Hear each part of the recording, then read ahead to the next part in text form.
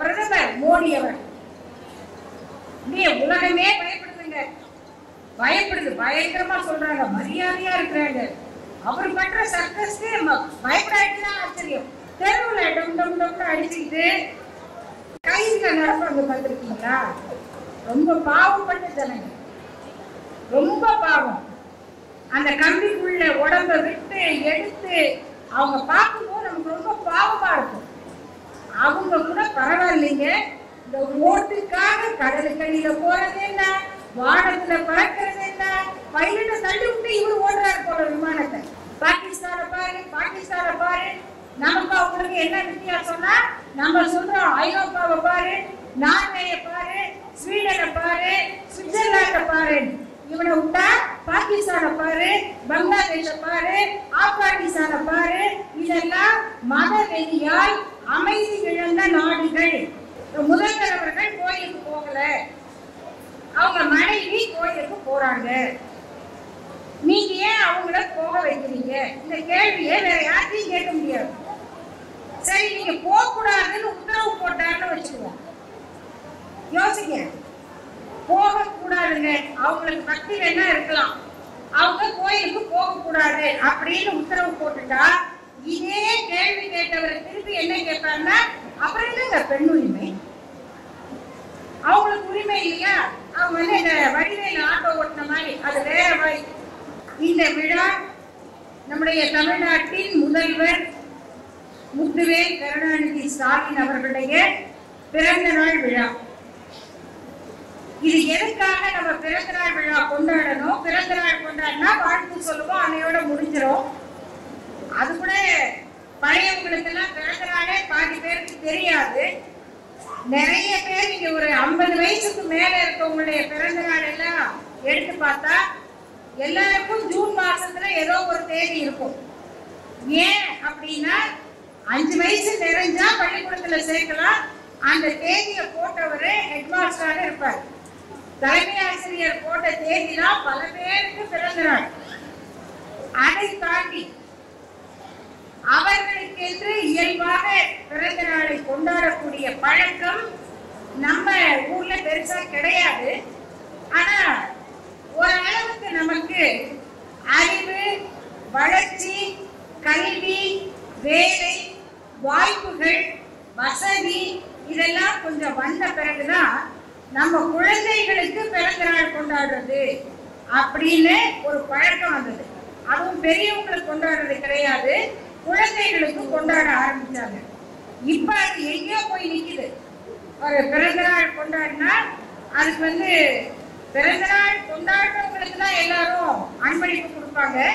ஆனா இப்ப வந்து குழந்தைகளை வளர்க்குறவங்களுக்கு தெரியும், குழந்தைக்கு பிறந்த நாள் கொண்டாடினா வர்ற கிஃப்டை விட வர்றவங்களுக்கு கொடுக்குற ரிட்டர்ன் கிஃப்ட் அதிகம். நீங்க பிறந்த நாள் கொண்டாடணும்னா எத்தனை பேர் வருவாங்க, சாப்பாடு எவ்வளவு அப்படிங்கிறத விட நீங்க நம்ப மாட்டீங்க, ஒரு குழந்தை போன் பண்ணி தன் தோழியோட அம்மாவுக்கு போன் பண்ணி கேக்குது, ஆண்டி நீங்க நாளைக்கு வர்றீங்கல்ல? ஆமாம்மா, என்ன கிஃப்ட் கொடுக்க போறீங்கன்னு கேக்குது. என்ன யாராவது பிள்ளைங்க கிஃப்ட் என்ன கொடுப்பீங்கன்னு கேட்பாங்களான்னா, ஏமா கேக்குறேன்? இல்ல நாங்க ரிட்டர்ன் கிஃப்ட் வாங்க போறோம், நீங்க என்ன கொடுக்க போறீங்களோ அதுக்கேற்ற மாதிரி ரிட்டர்ன் கிஃப்ட் வாங்குவோம். அடையப்பா, இந்த பழைய மொழி எழுந்த கதையெல்லாம் அவங்களுக்கு தெரியாது. நான் உன் வீட்டுக்கு வந்து இவ்வளவு வச்சுட்டு வந்தேன், நீ எனக்கு இவ்வளவுதான் திருப்பி வச்ச அப்படின்னு சண்டை போட்ட பரம்பரை அதை இன்னைக்கு குழந்தைங்க இன்னைக்கு காமிக்குது. ஆனா இன்னைக்கு அந்த பழக்கம் வந்த மாதிரி இன்னைக்கு பிறந்த நாள் கொண்டாடுகிற, பிறந்த நாளை நம்மால் வாழ்த்தப்படுகிற நம்முடைய முதல்வர் அவர்கள் நம்முடைய வாழ்த்துக்களை பரிசாக பெற்றுக்கொண்டு நமக்கு நிறைய ரிட்டர்ன் கிஃப்ட் கொடுத்திருக்காரு. நிறைய ரிட்டர்ன் கிஃப்ட் எதுல கொடுத்திருக்காருன்னா பட்ஜெட்ல கொடுத்திருக்காரு. ஏன்னா பட்ஜெட் போடணும்ல, பிறந்த நாள் கொண்டாடினா ரிட்டர்ன் கிஃப்ட்டுக்கு பட்ஜெட் போடுற காரணம்.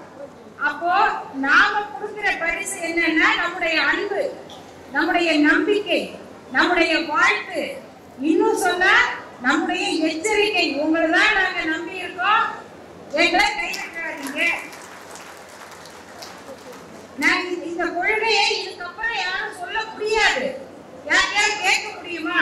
ஒரு அதிமுக தலைவர் யாரோ ஒருத்தரை வச்சுக்கங்க, யார் வேணா தலைவர் ஆகலாம். அவர்கிட்ட போய் நீங்க என்னங்க நீங்க கொள்கையை விட்டுட்டீங்களே அப்படின்னா அப்பதான் அவர் கேட்பாரு, எங்களுக்கு என்னங்க கொள்கை, எங்க கொள்கை என்ன கேட்பாங்களா நீங்க? ஆனா ஒரு திராவிட முன்னேற்ற கழகத்திற்காரரிடம் நீங்க கேட்க முடியும். இப்ப என்னன்னா அமைச்சர் சேகர் பாபு அவர்கள் இருக்கிறார், அவருடைய பக்தியை பத்தி எல்லாம் சொல்லுவாங்க. இப்ப எங்ககிட்ட வந்து என்ன கேட்பாங்கன்னா, என்னங்க அவர் போனை போட்டா கூட சபரிமலை பாட்டு கேட்குது. சரி, அவருக்கு நம்பிக்கை இருக்கு, அவர் பாட்டு வச்சிருக்கிறாரு அப்படின்னா அது திமுக கொள்கையா அப்படின்னு கேட்பாங்க. அப்ப என்ன அர்த்தம்? என்ன அர்த்தம்? இந்த இயக்கத்துக்குன்னு ஒரு கொள்கை இருக்கு.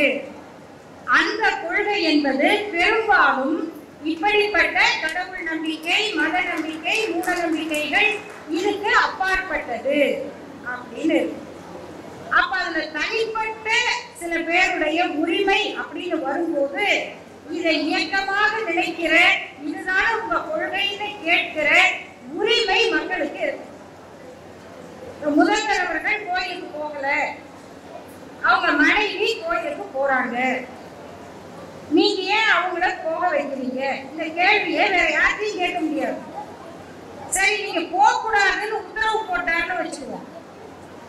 யோசிங்க, போக கூடாதுங்க, அவங்களுக்கு பக்தி வேணா இருக்கலாம், அவங்க கோயிலுக்கு போக கூடாது அப்படின்னு உத்தரவு போட்டுட்டா இதே கேள்வி கேட்டவர் திருப்பி என்ன கேட்பாருன்னா, அப்புறம் என்னங்க பெண் உரிமை? அவங்களுக்கு உரிமை இல்லையா? அவங்க வந்து இந்த வடிவேல ஆட்டோ ஓட்டின மாதிரி அது வேற வழி, அது வந்து அவங்க ஏன் கோயிலுக்கு போனாங்கன்னு கேட்கும். இது இந்த பக்கம் உள்ளது நல்ல வழி, அது வந்து என்ன செய்யும், அது ஏன் நீங்க தடுக்கிறீங்க, அது அவங்க உரிமை இல்லையா அப்படின்னு. ரொம்ப நாளா இந்த கேள்வியை பற்றி கேட்டுக்கிட்டே இருந்தப்போ அண்மையில் திரு ஆன்மீக பேச்சாளர் சுகி சிவம் அவர்கள் ஒரு கூட்டத்துல பேசியிருந்தார். ஒரு நல்ல கருத்து சொன்னார். என்னன்னா, ஏங்க இப்போ பாண்டிச்சேரி ஆளுநர் இருக்காங்களே, அவங்க சகோதரி பேர் என்ன, டாக்டர் தமிழிசை, அவங்க எந்த கொள்கையில இருக்காங்களோ அந்த கொள்கையில அவங்க பையன் இல்ல எடுத்து பேசினார் இல்லையா? ஒரு சின்ன ஏர்போர்ட் நிகழ்ச்சியில பாஜக ஒழிக அப்படின்னாரு. அதான் அவர் கொள்கை. நீங்க போற இடத்துக்கெல்லாம் உங்க கணவர் வராரா? இல்ல இல்ல, அவருக்கு ஒரு வேலை இருக்குது இல்லையா அப்படின்னு. யார் இன்னைக்கு அந்த கேள்வியை கேட்கறது? நம்ம கேட்கல, தமிழ்நாட்டில அதிகமாக ஆன்மீக மேடைகளில் பேசுகிற திரு சுகி சிவம் அவர்கள் கேட்கிறார். அப்ப இந்த கேள்வி எல்லாம் எதை நோக்கி வருதுன்னா, இந்த திராவிட இயக்கத்துக்குன்னு ஒரு கொள்கை இருக்கு, அதனால அதை கேட்கப்படுது. அப்ப இந்த கொள்கை என்ன செஞ்சிருக்கு அதுதான் முக்கியம். இந்த கொள்கை என்ன செஞ்சிருக்கு? இதுக்கு எதிராக ஒரு கொள்கை இருக்கு, அது ஆரிய கொள்கை, அது வடநாட்டுல இருக்கு. அதெல்லாம் தூக்கிட்டு இங்க வந்து நிறைய பேர் திறனாடுறாங்க. அந்த ஆரிய கலாச்சாரத்தை, வடநாட்டு கலாச்சாரத்தை தமிழ்நாட்டில் பரப்புறதுக்கு தான் இன்னைக்கு RSS, பிஜேபி வகைராக்கள் முயற்சி பண்ணிட்டு இருக்காங்க. இப்ப நமக்கு இன்னைக்கு என்ன முக்கியமான காலகட்டம்னா, இது முதல்வரின் பிறந்த நாள் மாதம் மட்டுமல்ல, இனி கூடிய விரைவில் தேர்தல் நடக்கக்கூடிய காலம்.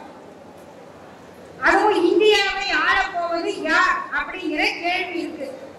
இந்த கேள்வி வந்த உடனே தமிழ்நாட்டுக்கு ஒருத்தர் இனி வாரத்துக்கு ஒரு தடவை வருவார். யாரு? பார்லிமெண்ட்டுக்கே வராது. பார்லிமெண்ட்டுக்கே அவர் பொதுவா வெளிநாட்டுக்கு தான் போவாரு. அவருக்கு தமிழ்நாடே வெளிநாடு மாதிரி தான். தமிழ்நாடே அவருக்கு வெளிநாடு தான். ஏன்னா இந்தியாவில் எந்த மாநிலத்திலும் கோ பேக் மோடி அப்படின்னு சொன்ன வரலாறு கிடையாது. தமிழ்நாட்டுல மட்டும்தான் இப்பயும் உண்டு. திமுக தான் ஆட்சியில இருக்கு. ஆமாங்க, பரவாயில்ல, நீங்க கோ பேக் மோடி அப்படிங்கிறாங்க. இல்லைங்க, உங்க அமைச்சருக்கு போய் வரவேற்கணுங்க, அது புரோட்டோகால் அப்படின்னு சொன்னா, புரோட்டோகால் அவருக்கு தானே, எங்களுக்கு கிடையாதுங்க. அவர் வரவேற்கட்டும், நாங்க கோ பேக்னு சொல்லுவோம். இந்த மாதிரியான ஒரு தெளிவும் துணிவும் இந்தியாவில் தமிழ்நாட்டில் மட்டும் இருக்குன்னா எப்படி இருக்கு? தாத்தாக்கள் பேர்ல நிலம் வாங்கியிருந்தா இல்ல ஏதோ ஒரு டாக்குமெண்ட் வாங்கி பாருங்க, அந்த டாக்குமெண்ட்ல எல்லாம் அவங்களுடைய ஜாதி பேர் இருக்கும். அவரை இந்த நாயகர் இந்த முதலியாருக்கு வித்தாரு, இந்த ரெட்டியார் அந்த நாயகருக்கு வித்தாரு, வரிசையா இருக்கும். இது எல்லாம் வந்துட்டே இருக்குங்க. 1960க்கு அப்புறம் விவரம் தெரிஞ்சு பத்திரப்பதிவுகளை வாங்கி பாத்தீங்கன்னா தாத்தா பேர்ல ஜாதி பேர் இருக்கும், மகன் பேர்ல ஜாதி பேர் இருக்காது. ஏன்? அது ஒண்ணும் பெருமை இல்லைங்க. அது நம்ம ஒண்ணும் படிச்சு தகுதியோடு வாங்கிட்ட பட்டம் கிடையாது. அது தேவையில்லை அப்படின்னு சொல்லும் போது அடுத்த தலைமுறை எனக்கு பட்டமே வேணப்பா, நான் வெறும் கந்தசாமி தான், நான் வெறும் முனுசாமி தான் அப்படின்னு முடிவு பண்ணிச்சு. அந்த தலைமுறை வளர்த்த பிள்ளைங்க தான் இன்னைக்கு MBBS, MA, MCOM, BE இல்ல IT எங்கெங்க இருக்கோ அந்த தலைமுறை அவங்க அப்பா அம்மாவுடைய ஜாதி பட்டத்தை தூக்கி போட்டுட்டு தன்னுடைய பிள்ளைகளுக்கு பட்ட படிப்பினால் 10 எழுத்த கொடுத்தாங்க பாத்தீங்களா? அதுதான் திராவிட மாடலின் சாதனை. இப்பயும் வடநாட்டுக்காரங்களை கேட்டீங்கன்னா அவர் யாருன்னா ஜாதி பேர் இல்லாம அவங்க தெரியாது. ஆனா தமிழ்நாட்டுல மட்டும்தான் அது தேவையில்லை. நீங்க என்னங்க படிச்சிருக்கீங்க? அவர் யாருங்க சார்? அவர் அட்வொகேட் சார். இவர் யாருங்க? ஒரு வாத்தியார். அவங்க யாருங்க? அந்தம்மா யாருங்க? அவங்க ஒரு டெய்லர்காரங்க. அந்தம்மா இன்னார் விட்டம்மா அதெல்லாம் கிடையாது. இப்போ அவங்க யார்? அவங்க ஒரு டீச்சர், அவங்க அங்க வேலை பார்க்கறாங்க, அவங்க நர்சம்மா. இப்படி ஒரு படிப்பான அறிவான தொழிலான அடையாளப்படுத்தக்கூடிய கௌரவத்தை தமிழ்நாட்டில் உருவாக்கியதுதான் திராவிட இயக்கத்தோட கொள்கை. அப்ப எப்படி வந்துச்சு? ஸ்கூலுக்கு போறீங்க, ஸ்கூலுக்கு போனா பிள்ளைங்களுக்கு என்ன கொடுக்கணும்? புத்தகம் கொடுத்தோமா, ஸ்லேட் கொடுத்தோமா, பழப்பம் கொடுத்தோமா? அது எல்லாத்துக்கும் முன்னால சாப்பாட்டு தட்டை கொடுத்தாங்க ஏழை மக்கள். நீ என்னென்ன படிக்கிற என்ன தெரியாது. அப்பா அம்மாவுக்கு தெரியுமா? பையன் என்ன படிக்கிறான், பொண்ணு என்ன படிக்கிறா தெரியாது. ஆனா ஒருவேளை சாப்பாடு கிடைக்கும், அதனால போ. அப்படி படிக்க அனுப்பின அரசு பள்ளிகள்ல படிச்சு மதிய உணவு சாப்பிட்டு வளர்ந்தவங்க மிகப்பெரிய இடங்கள்ல இருக்காங்க. அதுக்கு அடுத்த கட்டம் வந்துச்சு. எல்லாம் அம்மா வேலைக்கு போறாங்க, அப்பா வேலைக்கு போறாங்க, வசதி இல்லை. இன்னைக்கு குழந்தைங்க காலையில பள்ளிக்கூடத்துக்கு வர்ற பல பிள்ளைகள் பசியோட வராங்க. மதிய சாப்பாட்டுக்காகவே வந்தவங்க இப்ப கொஞ்சம் மாறி இருக்கு. ஆனா காலையில சாப்பாடு இல்ல. அம்மா கூலி வேலைக்கு போறாங்க, வீட்டு வேலைக்கு போறாங்க. அரசு பள்ளியில யார் படிக்கிறாங்க? அரசு பள்ளிக்கூடத்துல யார் படிக்கிறாங்க? பெரும்பாலும் உழைப்பாளர்களுடைய பிள்ளைங்க தான் படிக்கிறாங்க. அம்மா வீட்டு வேலைக்கு போயிடணும், அந்த வீட்டுல இருந்து வாங்கிட்டு வர்ற சாப்பாட்டை கொண்டு வந்து பிள்ளைக்கு கொடுக்கணும். நேரம் இல்ல, குழந்தை ஸ்கூலுக்கு போகுது. அந்த பிள்ளைகளுக்கு காலை உணவு திட்டத்தை அறிமுகப்படுத்தி காலையில வாங்க சாப்பிடுங்க அப்படின்னு சொல்லுற அந்த தாய் உள்ளம் இருக்கு இல்லையா? அதற்காக நம்முடைய முதல்வரின் மனித நேயத்தை நாம் நன்றியோடு பாராட்ட வேண்டும். இன்னும் சில பேர் கேட்பாங்க, எதுக்கு நீங்க இவ்வளவு இலவசம் கொடுக்குறீங்க? பெண்களுக்கு 1000 ரூபாய். 1000 ரூபாய் பெரிய காசா அப்படின்னு கேக்குறாங்க. 1000 ரூபாய் இவங்களுக்கு எல்லாம் வரலையே அப்படின்னு கேக்குறாங்க. சரி, அந்த 1000 ரூபாய்ங்கிறது ஒரு பெண்ணுக்கு என்ன கொடுக்குது? தன்னம்பிக்கையை கொடுக்குது, மரியாதையை கொடுக்குது. வீட்டு உழைப்பு, வீட்டுல வேலை செய்யற அம்மாவுக்கு வந்து மரியாதை கிடையாது கிடையாது தானே? ஹோட்டல்ல போய் காசு கொடுத்துட்டு தான் சாப்பிடுறாங்க. அந்த சர்வரை வந்து யோ வையா அப்படின்னு அதட்ட முடியுமா? அதட்டலாமா? நல்லா இல்லைன்னு சொன்னா கூட பயந்துட்டு தான் புகார் கொடுப்பாங்க.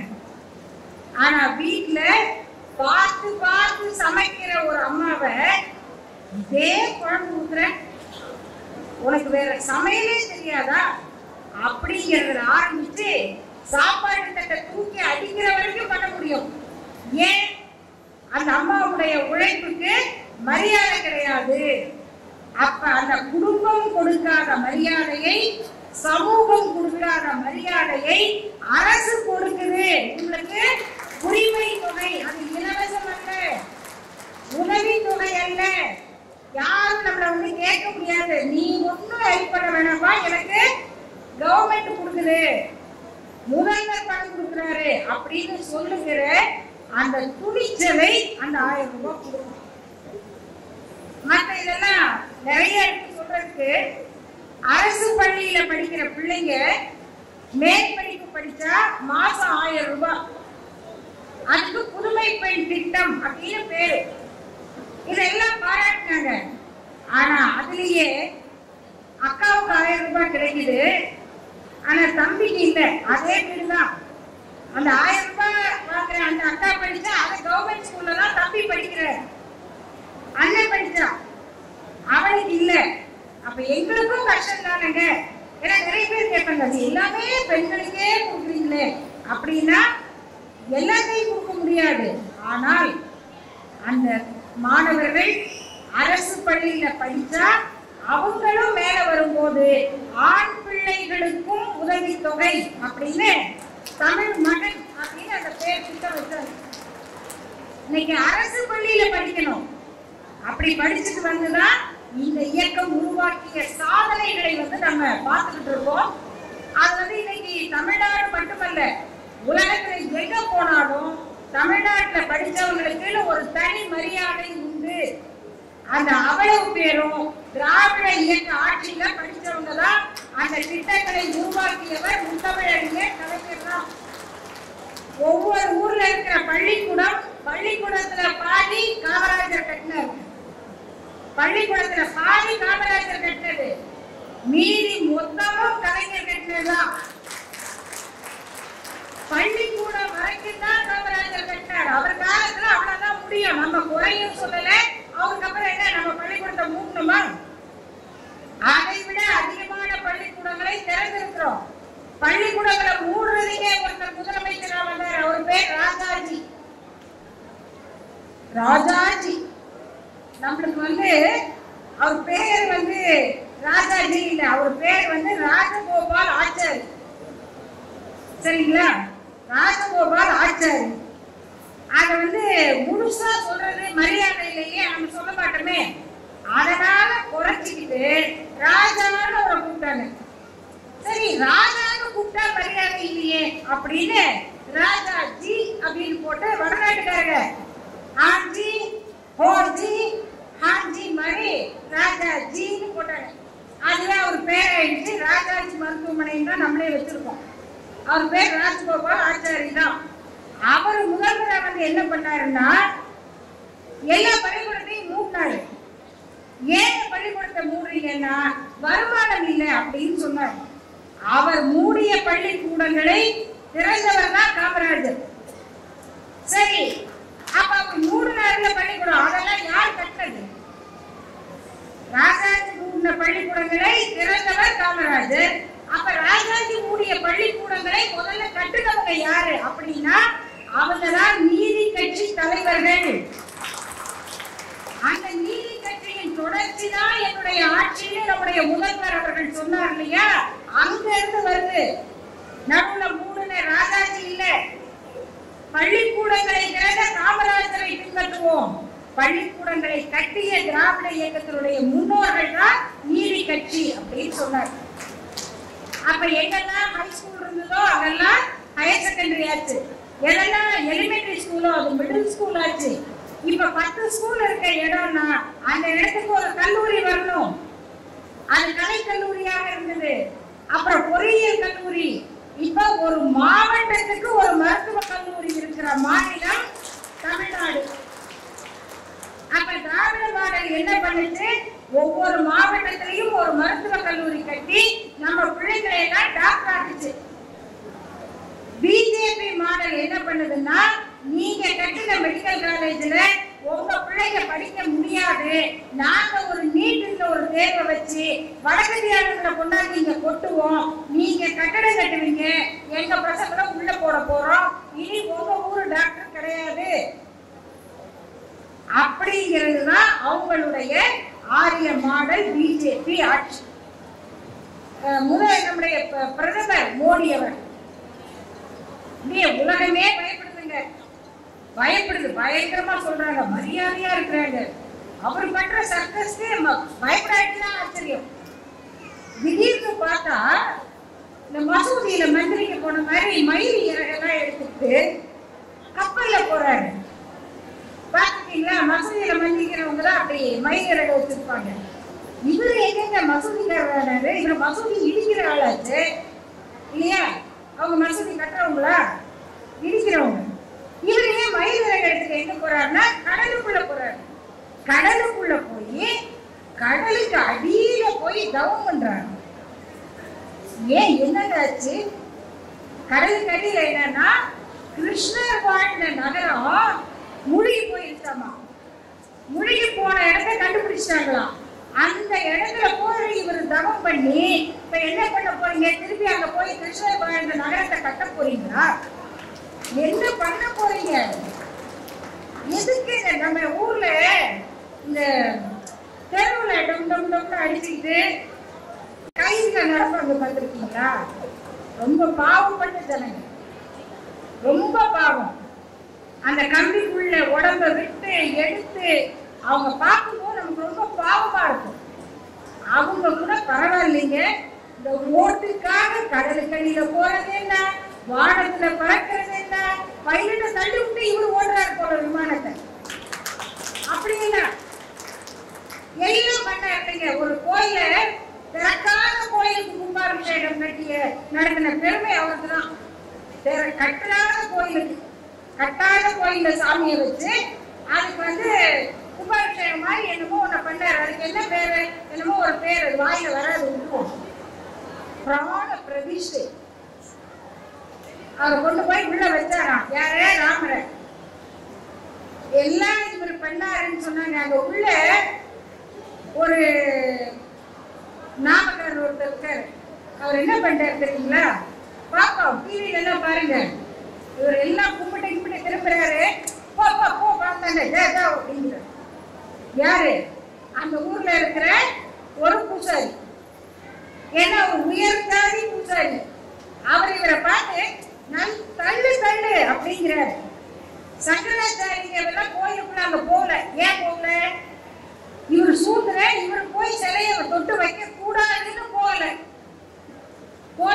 அமைச்சர் இருக்காரு, அவருக்கு நல்லா தெரியும் கும்பாபிஷேகம் எதுக்கு பண்றது. நிறைய கும்பாபிஷேகம் சாதனையில நிறைய பண்ணியிருக்காரு பாருங்க.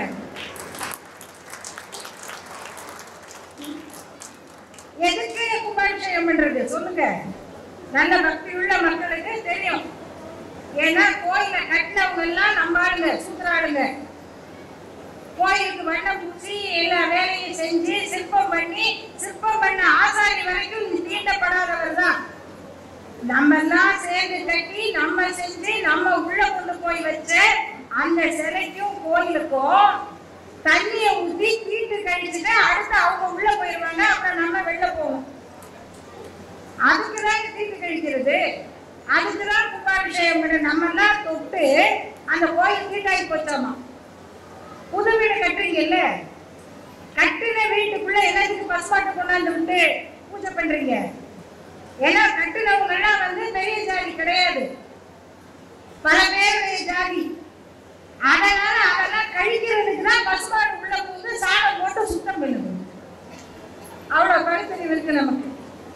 கல்யாண வீட்டுக்கு நிறைய பேர் ஃபங்க்ஷன் வச்சாலே பட்டுப்புடவை கட்டு வருவாங்க. எதுக்கு கல்யாண வீட்டுக்கு பட்டுப்புடவை கட்டிட்டு போறாங்க? பட்டுக்கு தீட்டு கிடையாது. பல பேர் வருவாங்க, உரசிக்குவாங்க, இடிப்பாங்க. அதுக்காக பட்டுப்புடவை கட்டிட்டு, இதுதாங்க, வேற ஒண்ணு. ஏன் பட்டுப்புடவைக்கு ஏன் சாஸ்திரம் வந்துச்சு? இதெல்லாம் சொல்ற அந்த கோயிலுக்குள்ள நம்ம சொல்றோம். நம்ம திராவிட மாடல் என்ன பண்ணுச்சு? ஆட்சிக்கு வந்த உடனே அறநிலையத்துறையில யார் யாருக்கெல்லாம் அந்த ஆகம விதிகள் தெரியும், யார் அதுல படிச்சு பாஸ் பண்ணாங்களோ, தகுதி உள்ளவர்களோ, அவர்கள் அது எந்த கோயிலும் போய் பூஜை பண்ணலாம் அப்படின்னு சொன்னாங்க. அது யார மேடையில வச்சு அந்த உத்தரவுகளை கொடுத்தாங்கன்னா மரியாதைக்குரிய பல ஆதீனங்களை மேடையில வச்சு கொடுத்தாங்க. அங்க வராத சாமியாருங்க ஏன்னா சங்கராச்சாரிங்க தான். அவங்க வரமாட்டாங்க. ஏன்னா அவங்கள பொறுத்த வரைக்கும் அந்த கோயில உங்களுக்கு கிடையாது.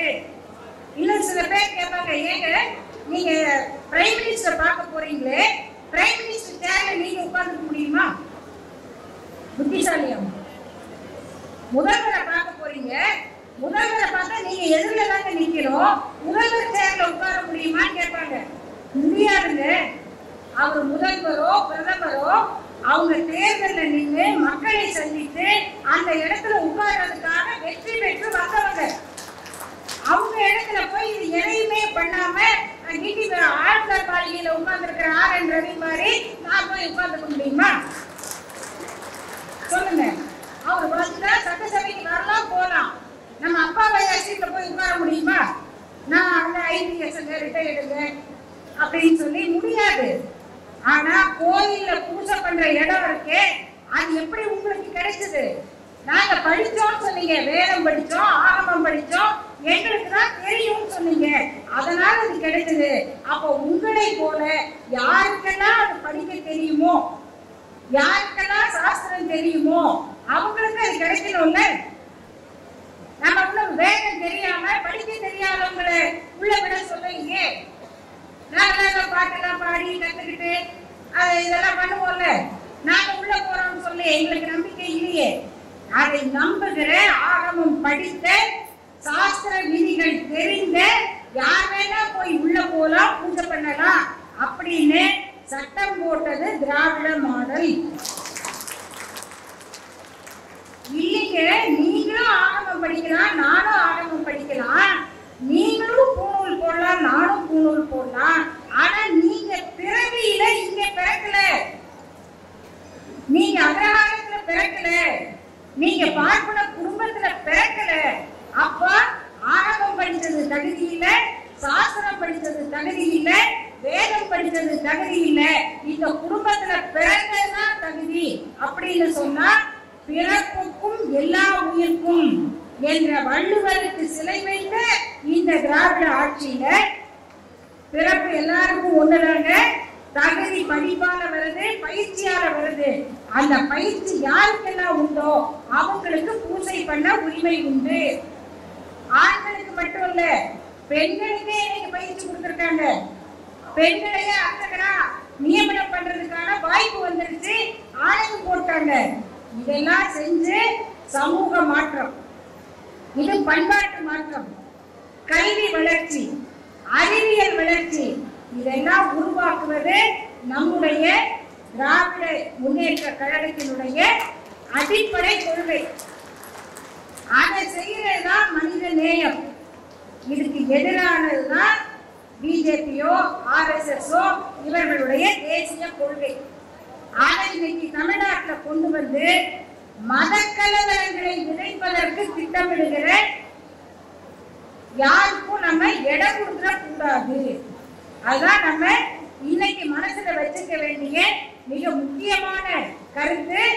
இந்த தமிழ்நாட்டில் கலவரக்காரர்களுக்கு இடமில்லை. அதை அறிவிக்க வேண்டிய நேரம் தேர்தலாக அறிவிக்கப்பட்டுள்ளது. எனவே வரக்கூடிய பாராளுமன்ற தேர்தலில் இந்த இந்தியாவை ஆளப்போகிறவர்கள் யார்? இந்த மதவாதிகளா, மதவெறியர்களா, இல்லை மக்களுக்காக திட்டம் போடுகிறவர்களா அப்படிங்கிற கேள்வியை முன்வைத்து இந்தியா கூட்டணி அப்படி என்பதை உருவாக்கியிருக்காங்க. அந்த இந்தியா கூட்டணிங்கிறதுனா இந்தியா இந்தியாவாக இருக்கணும், ஒற்றுமையா இருக்கணும். இந்தியா வந்து மக்களுடையதாக இருக்கணும். இந்தியா மதவெறியருடைய நாடாக மாறக்கூடாது. மதவெறியாக மாறின எந்த நாடும் உருட்டடி கிடையாது. பாகிஸ்தான பாரு, பாகிஸ்தான பாரு, நமக்கு அவங்களுக்கு என்ன வித்தியாசம்னா, நம்ம சொல்றோம் ஐரோப்பாவை பாரு, நார்வேயை பாரு, ஸ்வீடனை பாரு, சுவிட்சர்லாண்டை பாரு. இவனை விட்டா பாகிஸ்தான பாரு, பங்களாதேஷ பாரு, ஆப்கானிஸ்தான பாரு. இதெல்லாம் மதவெறியால் அமைதி இழந்த நாடுகள். அதை காட்டுகிறவர்களால் இந்த நாடு உருப்படாது. வளர்ந்த நாடுகளை பார்த்து நம்முடைய மக்கள் வளர்ச்சிக்காக உழைக்கக்கூடிய திட்டமும் கொள்கையும் உள்ள திராவிட மாடலை, திராவிட முன்னேற்ற கழகத்தின் தலைமையை இந்தியாவுடைய அடுத்த தேர்தலை எதிர்கொள்ளக்கூடிய காலத்தில் வலுப்படுத்துவதும், இந்த நாட்டிற்குள் மதவெறியர்கள் கால் நுழைக்காமல் தடுப்பதும் நம்முடைய அடிப்படை கடமை. நம்முடைய தமிழ்நாட்டின் முதல்வர் அவர்களுக்கு நாம் காட்டுகிற நன்றியும் பாராட்டும் அதுவாகத்தான் இருக்கும் என்று சொல்லி